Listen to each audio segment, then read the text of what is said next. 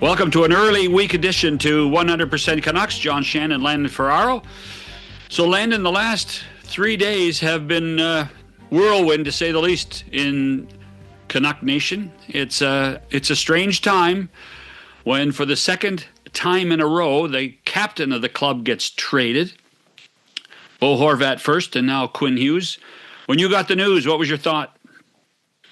I couldn't believe it because we've been sitting here talking about trades for a long time throughout the whole league. And, I do my Oilers stuff as well. And Stuart Skinner gets traded for Jari in the morning. And you're like, oh, there's a trade. This is amazing. And I was actually texting my buddy saying, because I had plans with him, like, I got a bunch of stuff I got to do now with the Stuart Skinner trade.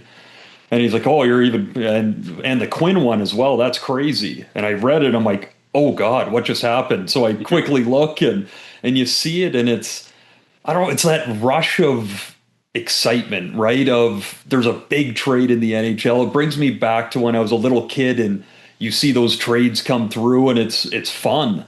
But then you start breaking down how it looks for the Canucks and how was the haul. And to be honest, like that, I don't know how they would have gotten anything more than what they got.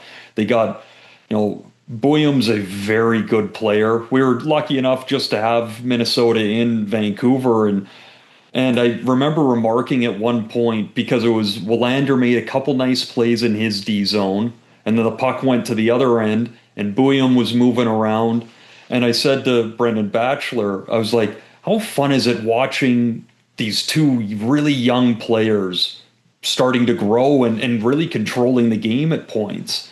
And then all of a sudden he's on the team, and Rossi, the center coming in, who obviously the Canucks have been linked to the Canucks in trade talks for quite a while now, and they finally get him. It's good. And I mean, then you watch the game in Jersey, and again, you're never replacing Quinn Hughes. You're not saying that the team is better without him, but with the injuries and everything going on, you remove Quinn Hughes, you add those three players into the lineup, they kind of are a better team just off of being deeper alone and a bit more puck movers within your lineup. And so, the game went well. The guys played pretty good. I think the Canuck fans, from what I've seen, have been really rational in their thinking in saying that, they're not overly happy that the team didn't get anything out of Quinn Hughes' years of a Stanley Cup or anything like that, but really excited about the return, and I think that's fair. So, yesterday was a fascinating day because the great start, let's face it, the two power play goals, the great start, Bouillam looks on the back end like, wow, Quinn who? At least for one shift. But in the end, it all came down to Thatcher Demko. Yep. I mean, Thatcher Demko, and what a difference having an elite goaltender makes to any hockey club. We saw it in Winnipeg on Saturday night, too, with Connor Hellebuck, who turned the Jets around, and Thatcher Demko plays, particularly in the second half of the game, when the Devils were going to turn it on, to the difference that Demko makes to the hockey club. It's tremendous. Yeah, I mean, players play hard regardless who's in net because you're trying to win hockey games. But in saying that, when you have an elite goalie, your whole team has this swagger about them that they don't even really feel or know that it's happening, but it just works, right? Like, I go back to playing with Peter Mrazek in his rookie year in the American Hockey League, and we end up winning the Calder Cup that year because he was phenomenal. We had a good team, but he was phenomenal. And you knew if he had a bad night or he let a bad goal in, you're like, well, that's the end of that. Like, that's not happening again. And we just got to go play because he's so good, he'll do his job. And that was the feel that you have when Demko's in the net. The way that he moves around, and I feel like I say this every time that I talk about Demko, but it blows me away watching him in person every time. How explosive he moves for his size in the net. It looks completely different, right? Of just the respect and space he demands in the net. and you can feel the guys playing better in front of them because of it. Just stay healthy. Yes, that is key. And speaking of health, no Pettersson to start the road trip in New Jersey. Obviously, Philip Hedl is still out. But we will get a little bit more information about the trade, about the club, with the general manager of the Vancouver Canucks. Patrik Allvin has been kind enough to join us from New York City on this road trip with Landon and John on 100% Canucks. I won't keep you long. Darren Millard with a tip for everyone who loves great hockey podcasts like this one. John Shannon and I host the OG of 100% Hockey, coming your way multiple times a week. The guest list is the best you will find. Multiple shows a week ensures you won't miss out on any news, and we dig even deeper into the biggest stories around the NHL. Most of our guests are also friends, so I promise there'll be more conversation beyond the X's and the O's. John really does get bored with that after a while. So join us for 100% Hockey. The name says it all. Subscribe now while you enjoy thinking about it, and enjoy. Welcome back to 100% Canucks. Landon and John catching up with General Manager Patrik Allvin in New York City. So, what'd you do on the weekend? Go to the Statue of Liberty? What else? What else went on? Yeah, there was not much else going on, right? Tell me how you feel. Here we are. We're 72 hours after. How do you feel about what happened, what went on, and your emotional reaction to everything? Well, it's a mixed feeling for sure. Dealing a caliber player and the team captain in Quinn Hughes.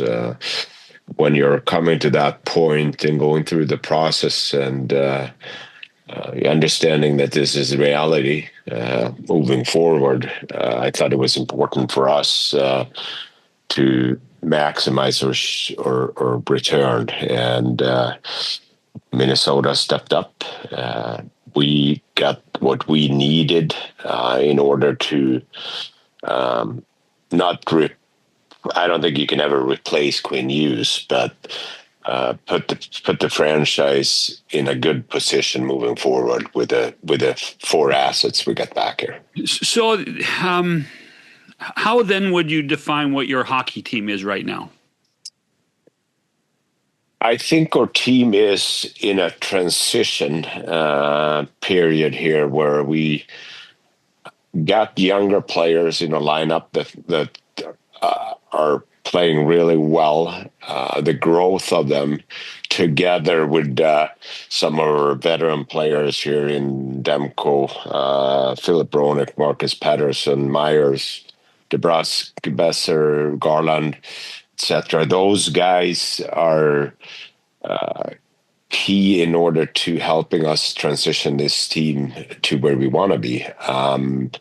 And also helping the younger players here how to be a pro and how do you take care of yourself? How do you prepare every night? So I think that's important for us to transition back the team to where we want to be. And obviously getting a young center here in Marco Rossi was important for us as well here. You know, when you took the job, it's your first GM job, and you're coming into a team that is kind of looking to compete and start adding those pieces to contend for a cup. And now a few years out, you've had to completely shift that plan. How do you even go about going from plan A to whatever you want to call plan B and figuring out moving forward as you were kind of forced into different situations? Yeah, I think that's a great question, and I think that's something we had to pivot and face the reality here over the last 2 years.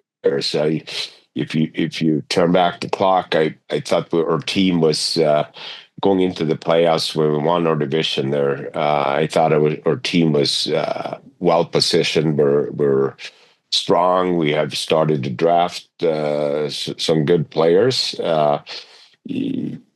Then things happened last year, and things continue here this year. So definitely a pivot in our plan and understanding where we need to go and what we need to add in order to get back on track of building a championship team. And I'm very fortunate to have good support staff around me. My assistant GMs or scouting staff, and Jim Rutherford as my boss that I had.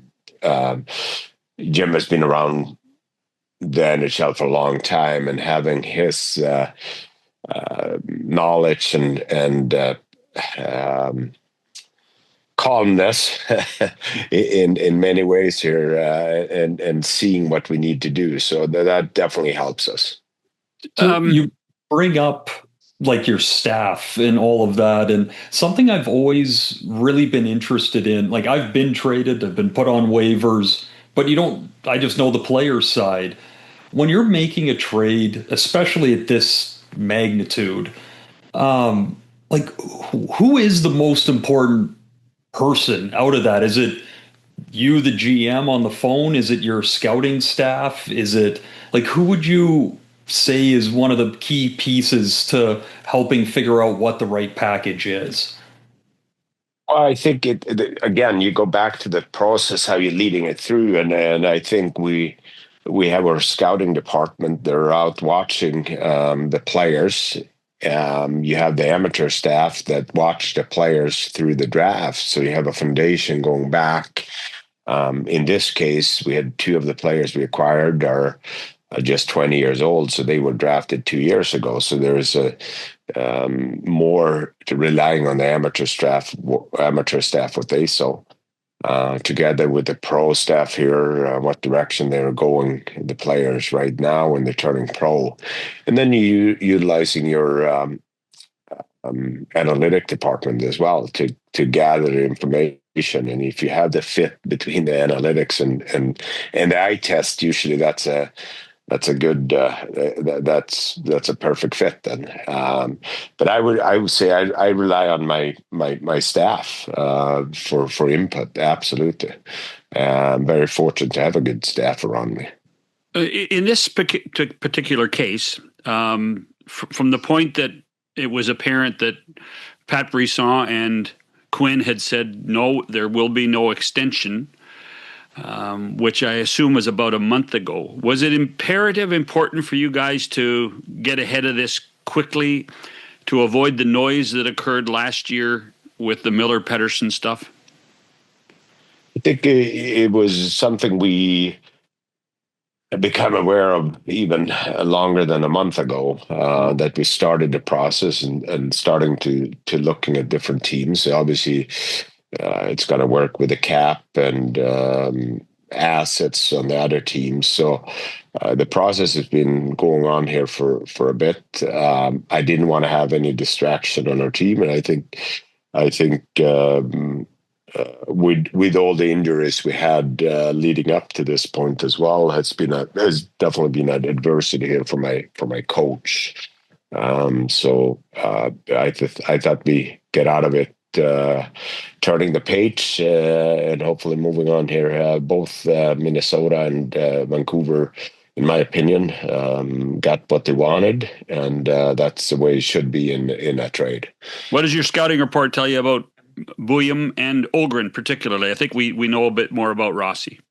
Yeah, I think you starting with Bouillon. I watched him for the last 2 World Juniors where he got a gold medal there. A winner, one in Denver, was part of the men's World Championship that won a gold medal in Sweden this spring.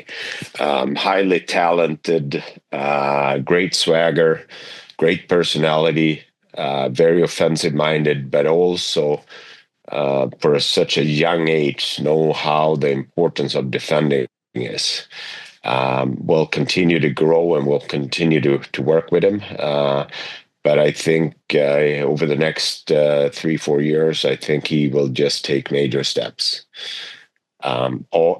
Interesting though that during those the U18s and the World Juniors, the US and Sweden have gone back to back finals at both the U18 and the under 20. So Ogren, and Buem, and Willander and Pedersen and Lekkerimäki have all played against each other there. The Swedes against the US, so there's familiarity there right away.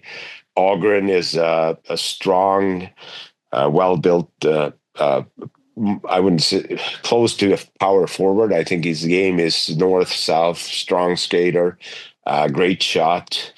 We'll continue to work with him and develop and see what will be his path. Good personality as well. So, two young players with a bright future. You were young before. You're younger even more. Yeah, that's crazy. Yeah, absolutely. And the league is getting younger too. And that's where I was going to bring the conversation next. Like, out of, you've had to make two really big trades within, call it a calendar year here of Miller and Hughes, and you turn that into Hedel, who's 25, Mancini's 22, Rossi's 24, Ogren's 21, Buem's 20, and then you got the first rounder. From the outside, you obviously, and you've talked about it a good amount of wanting to get younger and more skilled. You've got to be pretty happy with that haul between those two players that you had to trade out.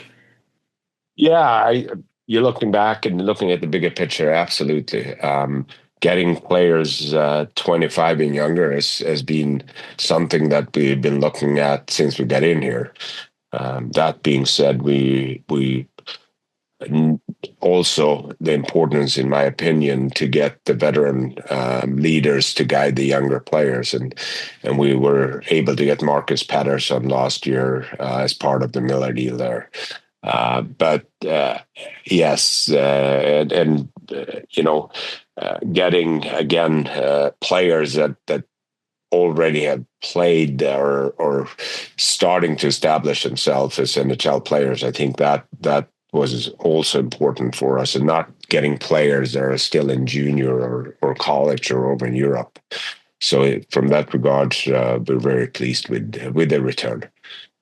What can you, if you're sitting at a season seat holder event and everybody's got a beer in their hands and people are murmuring about this and that, what are you going to tell a season seat holder about the rest of the regular season? Well, one thing I can be proud of this group, even now when we've been depleted here, that there is a resilience. There is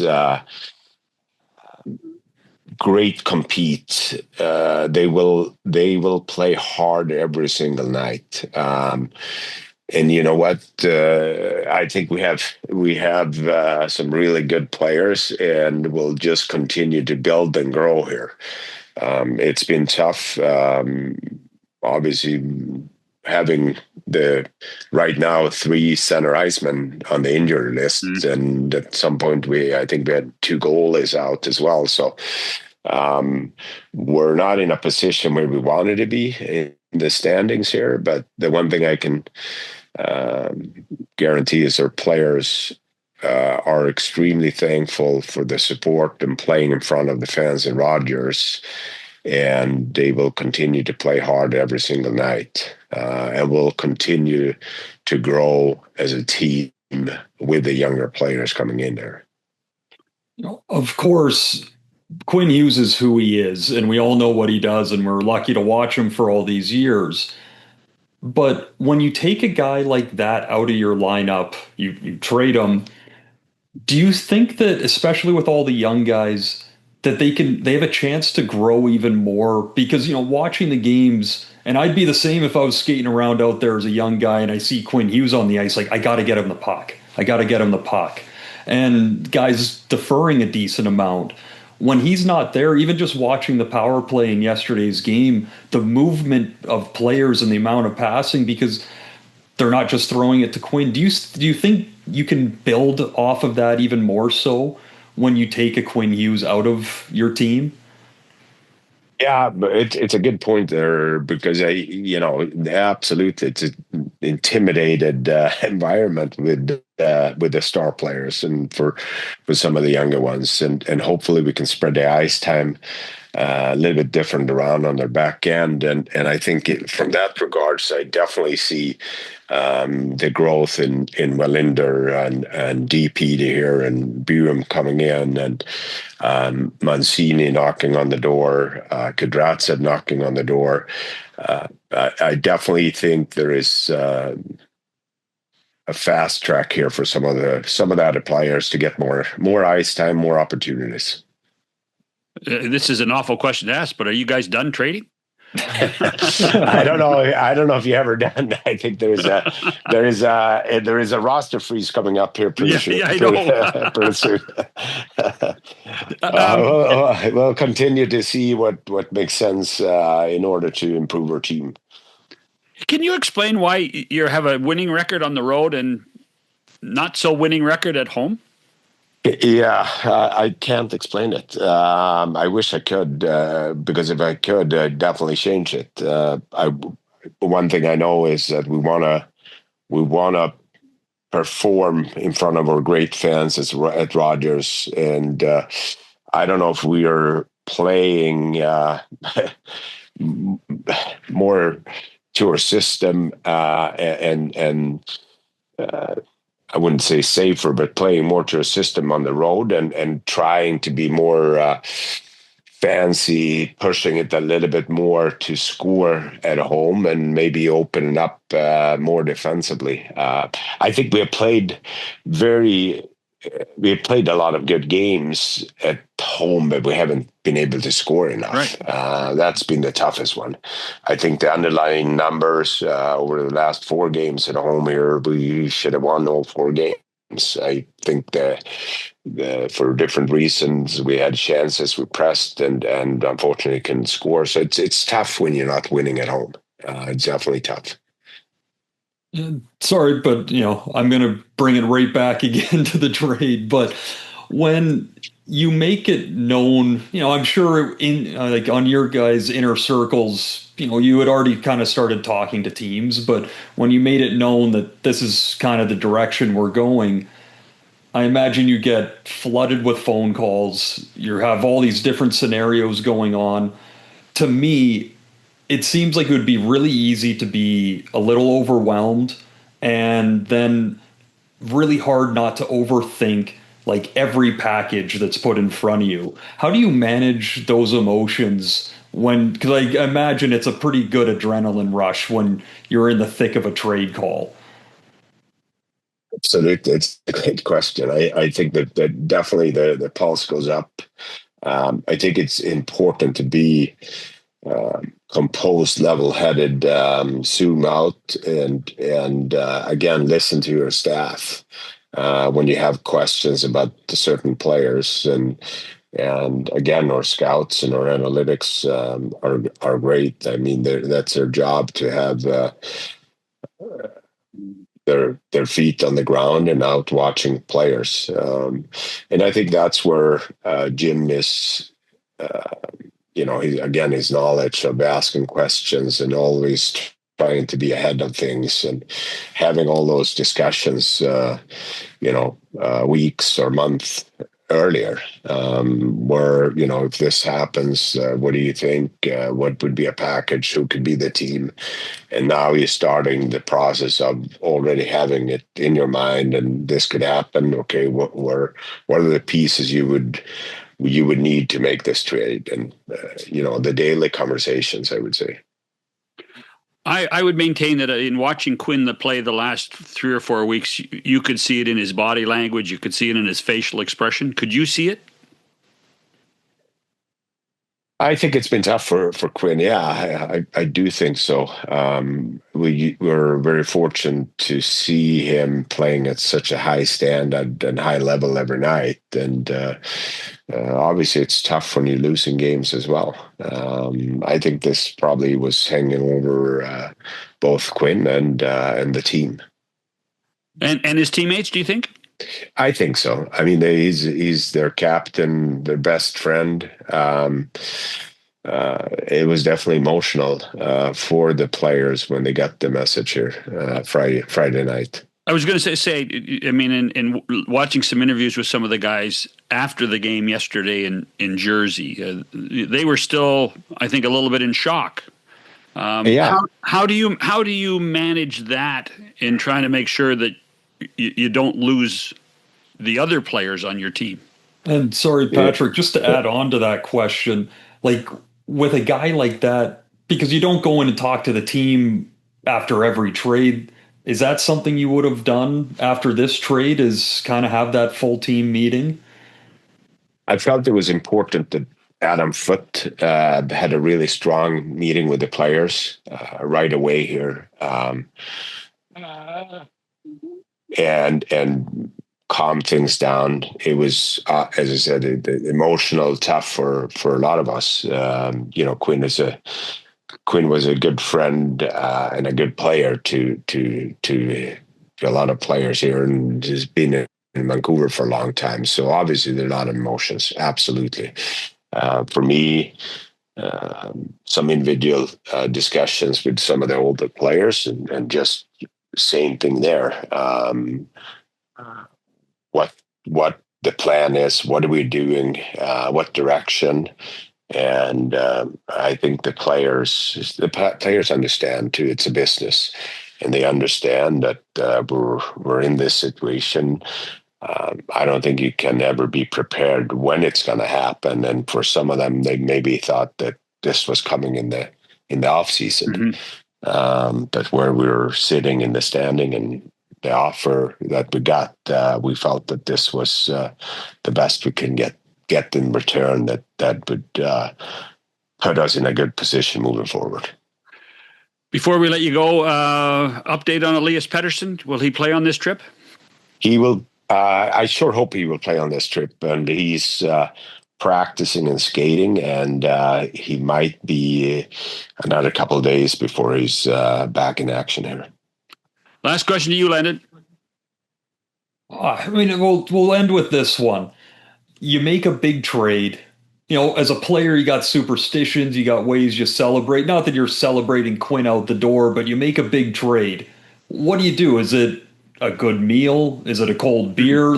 Or is it just you're just right on to the next agenda on the docket? How about a good night's sleep? Exactly. It hasn't been a lot of sleep here as of lately, that's for sure. And it was everything that went on here Friday night, the time change, the media. I wish I had a cold beer Friday night, but I was running out of time.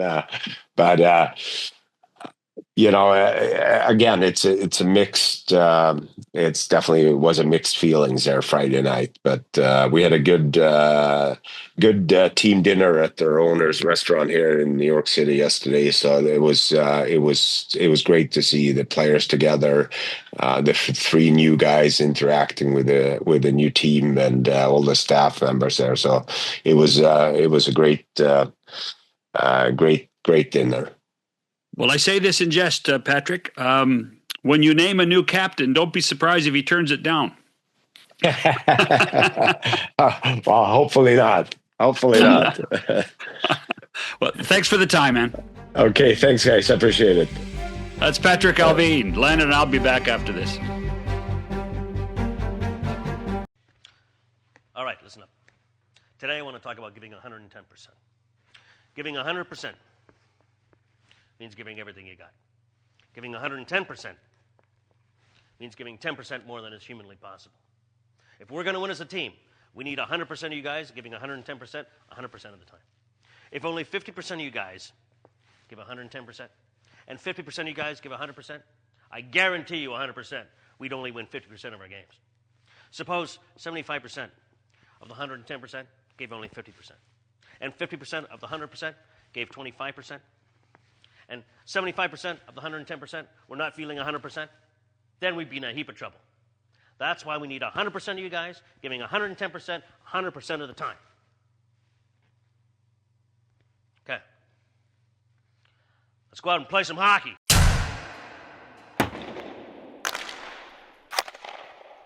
All right, Landon, anything that Patrick say surprise you? Surprise, I wouldn't say surprise. I would say that, I mean, it's always great getting a little bit more of a peek into how things happen and the thought process in it, because again, like, there has been a lot of change since Patrik Allvin and Jim Rutherford took over here in Vancouver, especially in the past year.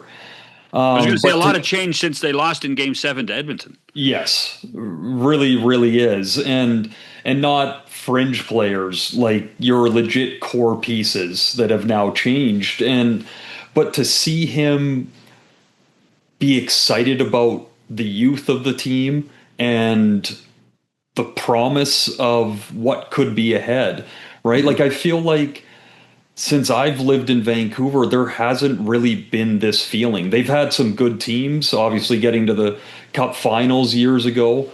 But that was more like some good drafted players and then really good signings and not really going through a youth movement. Right now, watching this team, they play hard. They're committed to trying to play the system as best as they can, but there's a lot of young guys in there, and there's some mistakes that happen and things like that you're going to have to be okay with. But it's different when you're going into the year thinking you're going to be a playoff team and a contender, and then things flip around so fast that now it's about being excited of what the youth has to bring in. Boyum, yeah, he gets the goal and assist. I'm sure he's probably going to buy Dillon a dinner after that beautiful tip for his goal, helping him out there. Hold on, Brendan Dillon's making a lot more money than Zeev William is, so the answer is no. Yeah, but I will go ahead and say that I have a pretty good feeling Bouillon's going to out-earn Dills pretty quick here. If he plays like what we've seen him be able to, he'll eclipse Dills, and Dills will be just okay because of it. But like, that's exciting. There's some really good pieces there, and I'm excited to see what Ogren can build to. He's got no points this year, yet he had good numbers. In the American League, he had good numbers back in Sweden. He's a big physical player. Like, there's some really good pieces that they add. They are a young hockey club now, and I think only going to get younger when you think about it. It's fascinating to see. So it's off to Madison Square Garden on Tuesday night to play J.T. Miller and the New York Rangers. It doesn't sound like Pettersson's going to be in the lineup Tuesday night when Patrick says 2 or 3 days. Perhaps the Islander game later in the week is when he returns. The one thing in the interview that fascinated me was that everybody's pointed at, it's been about a month, American Thanksgiving since and he actually made it sound like they were preparing for this event a lot longer than that they kind of had an indication that it was going to be inevitable that Quinn Hughes would not be signing an extension next summer from that perspective. So we'll see what happens as the road trip continues. To be honest, John, like, it, not that I expected this trade to happen this early, but at the same time, what I was saying through this whole kind of saga is just the character that Quinn Hughes has. I'm like, as soon as he makes up his mind either direction, he'll let the team know. He doesn't want the Vancouver Canucks to not get a good return. He loved playing here. He loved his time. He really was proud of being the captain of this team. He wanted to make sure that they could get the best haul that they could if it meant, or if he decided he wanted to be somewhere else. So it doesn't shock me that he gave a good heads up and let them have time to find the right deal. I also think that the lessons learned in the last 12 months over the Miller-Pettersson situation, over the Rick Tocchet situation, it was important to get this thing done quickly and move on. And I think that's one aspect that Jim Rutherford and Patrik Allvin understood as well as anyone. Don't you? I really do. And to see, being in the room and seeing the questions getting asked and and the guys, like, it's just such a big cloud sitting over the team, and you had to make, but you couldn't force it. You had to wait for the right deal. If it was there, then great, which it turned out that way. But it's best for everyone to just move on, and the Canucks focus on the young players that they have and developing them, and Quinn moving on to Minnesota and joining a good team and making a run at it. And we will see what happens with this hockey club in the days, weeks, and months to come. Thanks for this, Landon. Yeah, have a good one. We will talk to you later in the week. Thanks for listening and watching this edition of 100% Canucks.